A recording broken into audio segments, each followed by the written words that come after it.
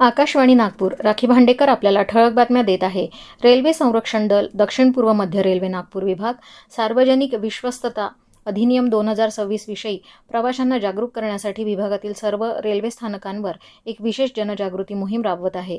या मोहिमेअंतर्गत तिकिटाशिवाय प्रवास करणे, बनावट किंवा हस्तांतरणीय तिकीट वापरणे, भीक मागणे, रेल्वे परिसरात अवैध विक्री करणे, मद्यधुंद अवस्थेत किंवा अंमली पदार्थांच्या प्रभावाखाली असताना उपद्रव करणे, रेल्वे कर्मचाऱ्यांच्या कामात अडथळा आणणे आणि रेल्वेच्या मालमत्तेचे नुकसान करणे यासारख्या प्रकरणांसाठी असलेल्या सुधारात्मक दंडात्मक तरतुदींविषयी प्रवाशांना माहिती दिली जात आहे.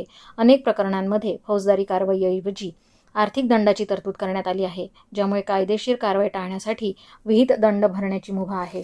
शेतकऱ्यांच्या हितासाठी बँका पुढे येत नसतील आणि पीक कर्ज वाटपात टाळाटाळ करत असतील तर शासन व्यवहाराशी संबंधित मोठी खाती अशा बँकांकडून काढून कार्यक्षम बँकांकडे वर्ग करण्यात येतील, असा स्पष्ट इशारा महसूल मंत्री चंद्रशेखर बावनकुळे यांनी आज जिल्हा नियोजन भवन इथं आयोजित पीक कर्ज वाटपाच्या आढावा बैठकीत दिला.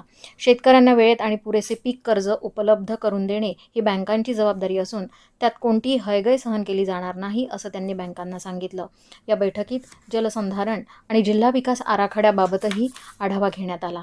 गडचिरोलीतील देसाईगंज तालुक्यातील कोंढाळा येथील सिंडराई रेती घाटावर अवैध रेती उपसा करीत असताना लोडरखाली दबून एका मजुराचा मृत्यू झाल्यानंतर जिल्हाधिकाऱ्यांनी कठोर पावले उचलत मंडळ अधिकारी आणि तलाठ्यास निलंबित केले आहे, तर तहसीलदारांच्या निलंबनाचा प्रस्ताव राज्य शासनाकडे पाठवला आहे. राष्ट्रीय पल्स पोलिओ लसीकरण मोहिमेअंतर्गत उद्या बुलढाणा जिल्ह्यातील 0 ते 5 वर्षे वयोगटातील 2,30,401 बालकांना पोलिओ प्रतिबंधक लसीचे 2 थेंब देण्यात येणार आहे. या मोहिमेसाठी आरोग्य विभागानं व्यापक नियोजन केले असून जिल्ह्यातील सर्व यंत्रणा सज्ज झाल्या आहेत.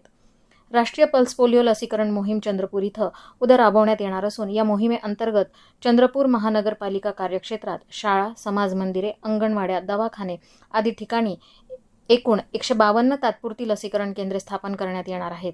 प्रवासात असलेली, स्थलांतरित तसेच निवासाची व्यवस्था नसलेली बालके लसीकरणापासून वंचित राहू नयेत यासाठी 20 मोबाईल पथके कार्यरत राहणार आहेत.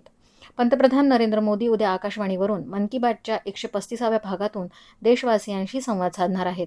आकाशवाणी, दूरदर्शनच्या सर्व वाहिन्या, यूट्यूब वाहिन्या तसंच न्यूज ऑन AIR ॲपवरून मन की बात ऐकता येणार आहे. FIH प्रो लीग पुरुष हॉकी स्पर्धेत भारतानं पाकिस्तानवर 7-1 दणदणीत विजय मिळवला. उद्या भारताची लढत इंग्लंडशी होणार आहे. याबरोबरच हे ठळक बातमीपत्र संपलं. नमस्कार.